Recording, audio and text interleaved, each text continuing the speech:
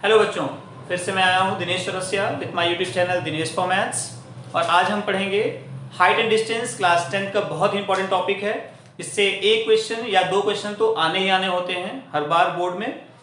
तो बहुत जल्दी से बस one shot height and distance देखेंगे क्या होता है। ट्रिग्नोमेट्री अगर आपने पढ़ी है और बेसिक्स आपको पता है, साइन कॉस टेन, ये ट्रिग्नोमेट्रिकल रेशियोज। साइन थीटा आप जानते हैं perpendicular upon hypotenuse, cos theta होता है बेस अपॉन हाइपोटेनियस और टेन थीटा होता है परपेंडिकुलर अपॉन बेस। बस आपको इतना अगर याद है तो आप हाइट एंड डिस्टेंस बहुत इजीली समझ जाएंगे। और केवल कुछ क्वेश्चंस की हेल्प से मैं आपको बता दूंगा कि हाइट एंड डिस्टेंस ही एक ऐसा चैप्टर है जिसका बहुत ही बेहतरीन यूज हम करते हैं ट्रिग्नोमेट्री में। तो कई सारे चैप्टर्स हैं जिनका हम यूज करते हैं अपने बेसिक लाइफ में, लेकिन हाइट एंड डिस्टेंस ट्रिग्नोमेट्री की हेल्प से हम लोग बहुत ही आराम से फाइंड आउट कर सकते हैं। किसी भी बिल्डिंग का, किसी भी पेड़ का, किसी भी दो पॉइंट के बीच की डिस्टेंस निकालना हुआ तो उसका यूज हम करते हैं हाइट एंड डिस्टेंस में। जरा देखिए क्या है हाइट एंड डिस्टेंस। और before I start height and distance, मैं यहाँ पे लिखना चाहूंगा कि ट्रिग्नोमेट्रिकल रेशियो जो आपने पढ़े हैं, sine theta is equal to perpendicular upon hypotenuse, cos theta is equal to base upon hypotenuse और tan theta is equal to perpendicular upon base. इसका यूज करके हम कैसे दो पॉइंट के बीच की दूरी या किसी बिल्डिंग की हाइट या किसी नदी की चौड़ाई या किसी पेड़ की हाइट या समुद्र में दो जहाजों के बीच की दूरी, इस तरह से कई सारे क्वेश्चंस हैं जिनको हम फाइंड आउट कर सकते हैं। जरा ध्यान से देखिए, सबसे ज्यादा जो यूज होगा इसमें हमें यूज करना पड़ेगा tan theta perpendicular upon base. ये रेशियो का यूज हम सबसे ज्यादा करेंगे। तो ध्यान से देखिए, मैं लूंगा एग्जांपल और एग्जांपल के बेस पे ही हम ये सारा चैप्टर फिनिश करेंगे। ऐसा कुछ बहुत ज्यादा इसमें नहीं है। हाँ, दो चीजें हैं। सी, हम लोग किसी भी पॉइंट को या तो नीचे से ऊपर की तरफ देखते हैं या तो ऊपर से नीचे की तरफ देखते हैं। इन दो बातों का हमें ध्यान रखना है हाइट एंड डिस्टेंस चैप्टर में। तो पहला है कि जब हम नीचे से, मान लेते हैं यहां कोई पॉइंट है या बिल्डिंग है और आप यहां नीचे खड़े हैं और यहां से आप इस बिल्डिंग के टॉप को इस तरह से देख रहे हैं, तो बेस से एक एंगल बनेगा थीटा, जिसको कि हम बोलेंगे angle of elevation. Angle of elevation. और अगर इसी का अपोजिट, आप बिल्डिंग पे यहां खड़े हैं और यहां कोई पॉइंट है जिसको कि आप देख रहे हैं यहां से, अगर आप ऊपर से नीचे की तरफ देख रहे हैं तो उस केस में हम एक इमेजिनरी लाइन जो कि पैरेलल टू द बेस होगी वो ड्रॉ करते हैं और एक एंगल बनता है थीटा, जिसको कि हम बोलते हैं एंगल ऑफ डिप्रेशन। ठीक है, this is what angle of depression. Angle of depression. ठीक। और अगर ये एंगल थीटा है तो आप पैरेलल लाइंस का थ्योरम जानते हैं कि अगर एक ट्रांसवर्सल कट करे तो ये एंगल थीटा है तो ये भी थीटा होगा। क्वेश्चन को सॉल्व करने का तरीका सेम होगा, चाहे एंगल ऑफ इलेवेशन हो और चाहे एंगल ऑफ डेप्रेशन हो, लेकिन आपको जानना जरूरी है कि एंगल ऑफ इलेवेशन क्या होता है और एंगल ऑफ डेप्रेशन क्या होता है। सो एंगल ऑफ इलेवेशन जब आप किसी भी ऑब्जेक्ट को नीचे से ऊपर की तरफ देख रहे हैं, और एंगल ऑफ डेप्रेशन क्या है, जब आप किसी भी ऑब्जेक्ट को ऊपर से नीचे की तरफ देख रहे हैं। नीचे से ऊपर एंगल ऑफ इलेवेशन, ऊपर से नीचे angle of depression. I hope आपको याद रहेगा। अब जरा हम कुछ एग्जांपल्स लेते हैं हाइट एंड डिस्टेंस के। सी, अगर मैं एक एग्जांपल लूं कि ये एक दीवार है जिसपे आपने एक सीढ़ी इस तरह से लगाई हुई है। दीवार है तो जरा दीवार का रूप दे देते हैं इसको।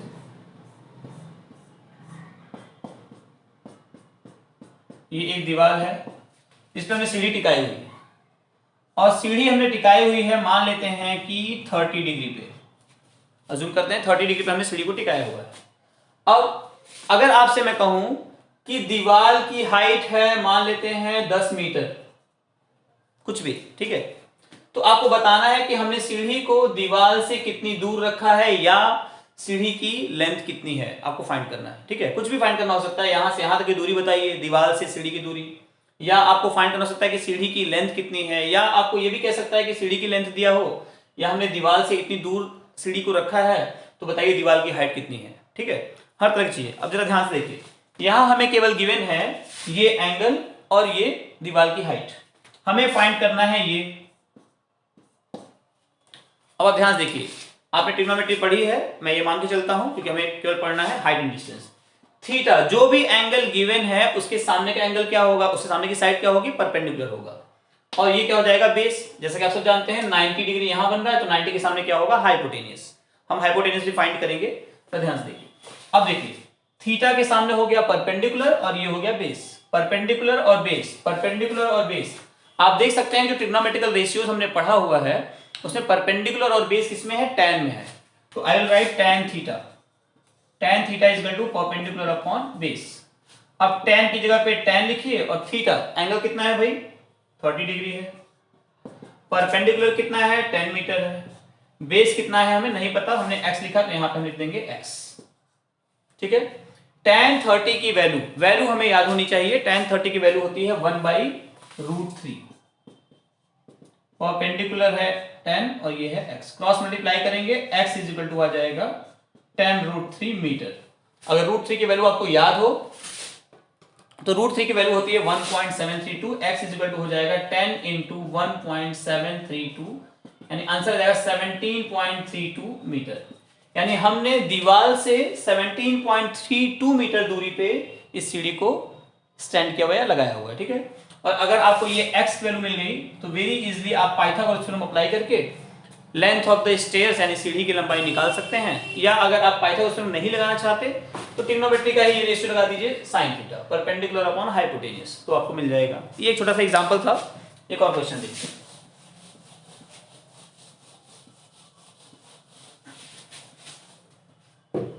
अब जरा ध्यान से देखिए, ट्रिग्नोमेट्री में हाइट एंड डिस्टेंस का बहुत बेहतरीन यूज। अगर मैं आपसे कहूं कि ये एक बिल्डिंग है, ठीक है। अब इस बिल्डिंग से यहां से आप देख रहे हैं कि यहां पे एक कार खड़ी है, ठीक है।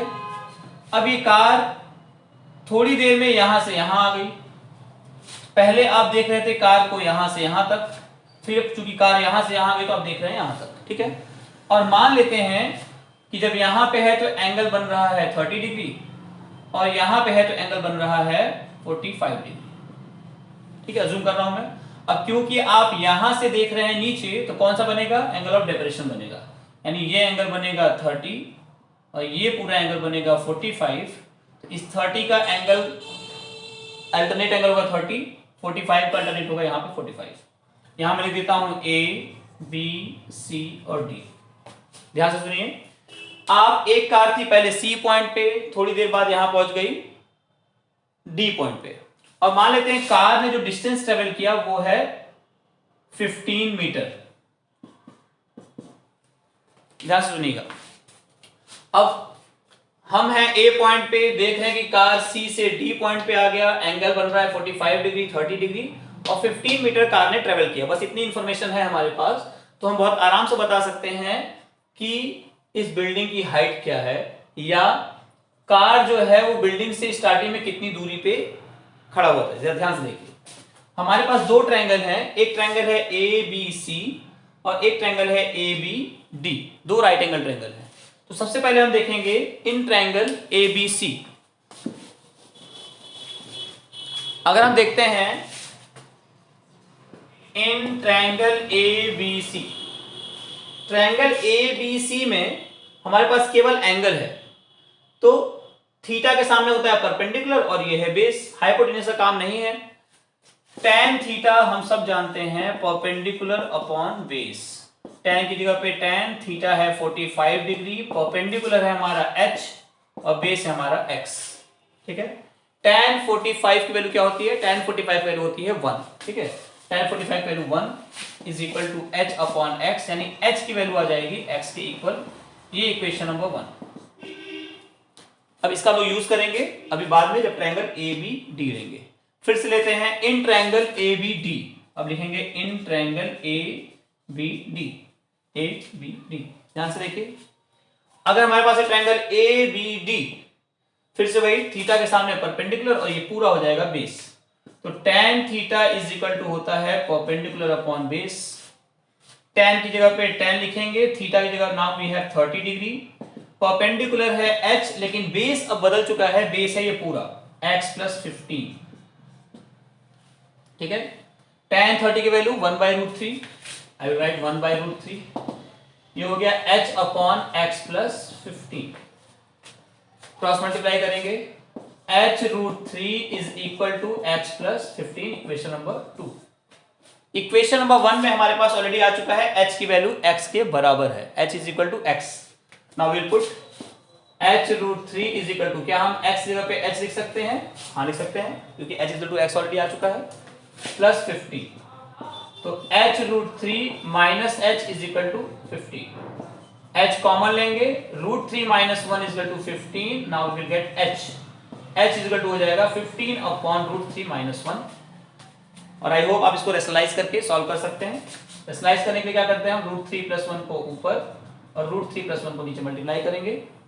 ये मिल जाएगा 15 √3 प्लस 1 अपॉन √3 का स्क्वायर करेंगे 3 माइनस 1 2, यानी कि 2 हो जाएगा। इसको हम और सॉल्व कर सकते हैं, मैंने अपने मन से लिया था। तो इस तरह से आप हाइट एंड डिस्टेंस का यूज करते हैं। पहले क्वेश्चन में हमने देखा सीढ़ी की हाइट निकालना या दीवार की हाइट निकालना या दीवार से दूरी निकालना। दूसरे में हमने देखा एक कार है जो कि एक पॉइंट से दूसरे पॉइंट पे गई, कितनी दूर गई केवल ये पता था, हमने बिल्डिंग की हाइट बता दी, और बिल्डिंग की हाइट बता दी तो हम बहुत आराम से बता सकते हैं कि दूरी कितनी है, या एंगल तो हमें पता ही है, एंगल नहीं पता है तो एंगल भी बता सकते हैं। नाउ एक और एग्जांपल लेते हैं। मान लेते हैं कि एक पेड़ है, ठीक है, हाइट एंड डिस्टेंस का सबसे बढ़िया यूज, एक पेड़ है और इस पेड़ को हम देख रहे हैं नदी के इस पार से, हम यहां खड़े हैं और नदी के इस पार से इस पेड़ को देख रहे हैं, पेड़ के टॉप को। अब ये क्योंकि नदी है, ये रिवर है, हम इसमें जा नहीं सकते, ठीक है, हमें तैरना नहीं आता। इस पेड़ की हाइट हमें पता नहीं है, लेकिन हमें निकालना है बिना इस पेड़ पे चढ़े हुए। तो हमारे पास बहुत इजी तरीका है, जरा ध्यान से देखिए। हाइट एंड डिस्टेंस का क्या बेहतरीन यूज। आप इस पॉइंट से इस पेड़ की टॉप को देख रहे हैं, मान लेते हैं कि यहां पे एंगल बन रहा है कुछ 30 डिग्री। हमें केवल इतना पता है कि एंगल निकालना बहुत आसान होता है। एंगल निकालने के लिए हमारे पास इक्विपमेंट्स होते हैं, मैं बता दूंगा आपको। अब अगर यहां से बना 30 डिग्री तो आप इस नदी से थोड़ा सा पीछे जाइए, क्योंकि हम खुद अपने कदम पीछे ले जा रहे हैं तो हमें पता है कि हम कितनी दूरी पे जा रहे हैं। मान लेते हैं कि हम इस नदी से 10 मीटर दूरी पे चले गए पीछे, और अब हमारा नया पॉइंट हो गया ये। यहां जाके फिर हम पेड़ के टॉप को देख रहे हैं, ठीक है, और मान लेते हैं कि एंगल बन रहा है यहाँ पे, थोड़ा कम बनेगा। यहां मैंने 30 लिया, मैं इसको 45 ले लेता हूं, इसको ले लेता हूं 30, या इसको 60 ले लीजिए, एक बार 45 ले चुके हैं, ठीक है। अब देखिए 30 डिग्री यहां से बन रहा है, 60 डिग्री यहां से बन रहा है, हम 10 मीटर पीछे गए हैं। ये 10 मीटर हम खुद मेजरमेंट कर सकते हैं, पीछे गए हैं। एंगल्स को मेजरमेंट करना आसान होता है, I will tell you afterwards. अब देखिए हम बहुत आराम से बता सकते हैं कि जो नदी है वो कितनी चौड़ी है और ये जो पेड़ है वो कितना ऊंचा है। सेम जैसे पिछली बार वाला क्वेश्चन था, एकदम वैसा ही है। हमारे पास दो ट्रायंगल हैं, इसको बोल दीजिए ट्रायंगल ABC और दूसरा ट्रायंगल है ABD। तो पहले ले लीजिए इन ट्रायंगल ABC, फिर से वही tan थीटा आप जानते हैं परपेंडिकुलर अपॉन बेस होता है, परपेंडिकुलर अपॉन बेस। तो tan की जगह पे tan लिखेंगे, थीटा की जगह पे 60 डिग्री, परपेंडिकुलर है h और बेस है x, ठीक है। tan 60 की वैल्यू होती है √3, ये हो जाएगा h अपॉन x, यानी h की वैल्यू आ जाएगी √3x, इक्वेशन नंबर 1। ये हो गया पहले ट्रायंगल की हेल्प से हमने फाइंड कर लिया रिलेशन h और x में। अब लिखेंगे इन ट्रायंगल ABD। एंगल कितना बन रहा है भाई? एंगल बन रहा है tan 30 डिग्री, परपेंडिकुलर है h और बेस हमारा हो गया ये पूरा। बेस कितना है? x plus 10। tan 30 की वैल्यू होती है 1/√3 h upon x plus 10, h√3 हो जाएगा x प्लस 10। ये क्वेश्चन नंबर 2। पहला रिलेशन है हमारे पास कि h की वैल्यू है √3x, तो जहां पे भी h है हम वहां √3x रख सकते हैं। तो h की जगह पे रखते हैं √3x इंटू √3, यहां ऑलरेडी है, ये हो जाएगा x plus 10। 3x is equal to x plus 10, 3x minus x is equal to 10, 2x is equal to 10, यानी x इज इक्वल टू हो जाएगा 10/2 दैट इज 5। देखिए बहुत इजीली हमने फाइंड आउट कर लिया कि नदी की चौड़ाई क्या है, ये कितना आ गया 5 मीटर। और अगर x आ गया तो हम लोग यहां पुट कर देंगे h is equal to √3x, h आ जाएगा √3x यानी कि 5√3 मीटर ही आ गया पेड़ की हाइट। ठीक है, तो ये केवल 2 क्वेश्चन मैंने लिए हैं basic, 3 question. Height and distance का यूज क्या है और कैसे फाइंड आउट करते हैं। ठीक है, इसके अलावा क्वेश्चन तो बहुत सारे बनेंगे। I will make one more video on the height and distance. तब तक आप इन दोनों क्वेश्चन को प्रैक्टिस कीजिए, बेसिक्स हैं, और बाकी क्वेश्चंस खुद से बुक से लगाने की कोशिश कीजिए। Till then thank you so much, see you soon.